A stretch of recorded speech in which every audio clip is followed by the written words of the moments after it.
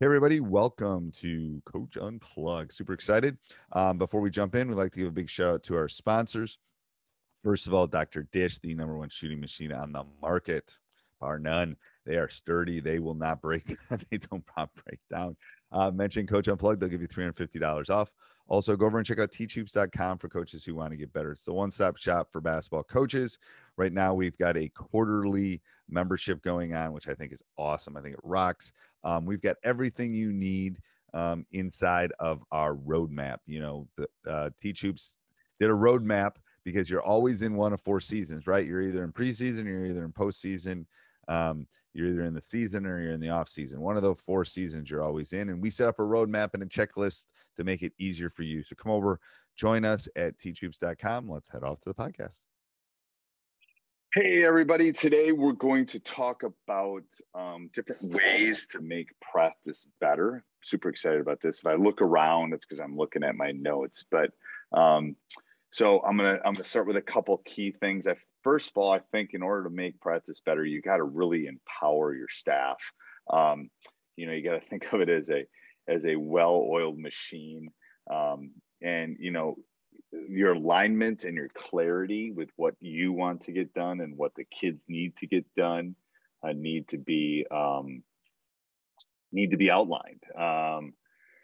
And if we tend to break our staff up into small pieces, giving coaches specific players so they can build that relationship. So I think empowering your assistant coaches, and something that I probably didn't do early in my career, I think is really important. The next thing is when you provide, you have to think about disrupting how you disrupt the session, and how you grow, and it's you want the growth as in the players, but you want an explicit focus on things that you're going to do in practice, a clear vocabulary, a clear quote unquote Bible.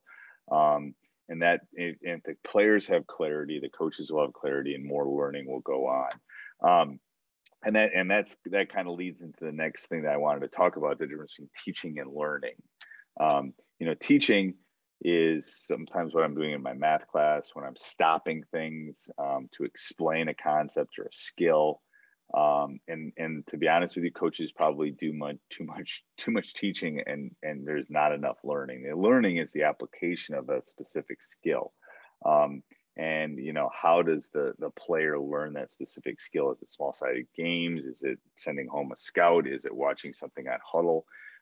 So focus on reinforcing specific things. And then I think as a coach, and this is something I'm going to really be working on, is how do you judge success, in practice? How is a success defined? Is it outcome? Is it, a specific time? Is it a specific mastery of a skill?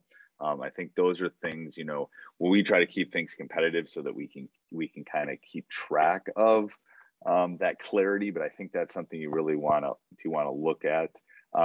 You do want, and again, this is something I'm going to really focus on, you really want to build a community of clarity and attentiveness, that when things are being done or they're working on it, and we try to do that by trying to keep practice moving. You can do that both physically and mentally to build a culture of attentiveness. How you want them to interact with you. When you ask questions, you're not asking yes and no questions. You're asking ones in which, how can they be attentive and ready to go? And I call on the players all the time. I have them repeat the drill, so they're being attentive and learning. Just like in a classroom, you want them to be focused and not thinking about their geometry quiz and tomorrow or something, even though that's important. And you have to think about practices both being physically and mentally challenging. And I have found that it's not that you can't do both, and you should do both in them.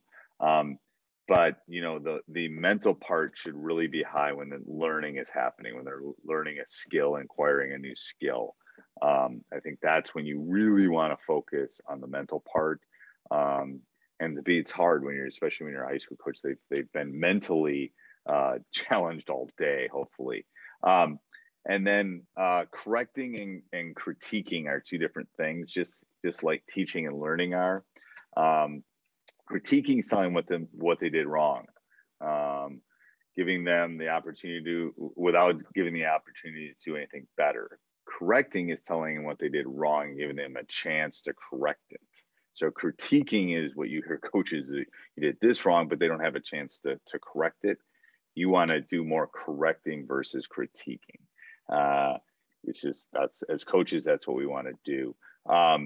So the best way that I have found to critique my own coaching, actually correct my own coaching, hopefully I'm not critiquing it, but to correct it, is to video myself, to kind of see what I'm doing.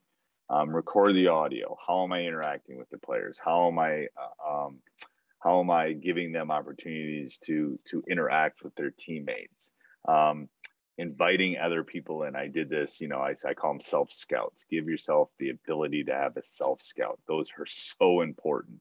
But 3 things that you can do tomorrow in your practices is check for understanding. Did they learn it?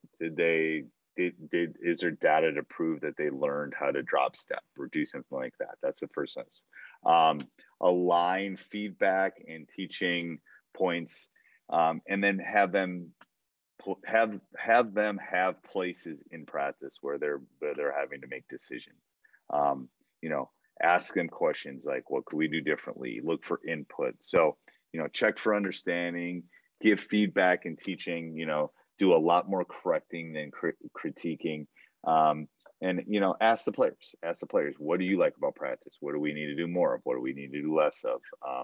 If you do those things, your practices are going to be better. They are going to be better lifelong learners, and your teams are going to win more games, to be honest with you. So hopefully this was helpful, and talk soon. Bye. Hey, everybody. Welcome to Coach Unplugged. So excited you decided to join us today. Before we jump in and talk about the topic today, I'll get it out.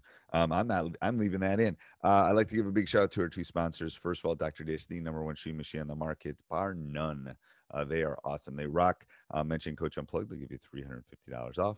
Also, go over and check out teachhoops.com for coaches who want to get better. We have a special, quote unquote, special going on right now where we're giving quarterly memberships. We're super excited about that. People seem excited about it. And then that maybe come in and join for 3 months and take a couple months off. I personally would never leave teachhoops.com, but you have that option, and it's great. So go over and check it out, teachhoops.com for coaches who want to get better. Let's head off to the podcast.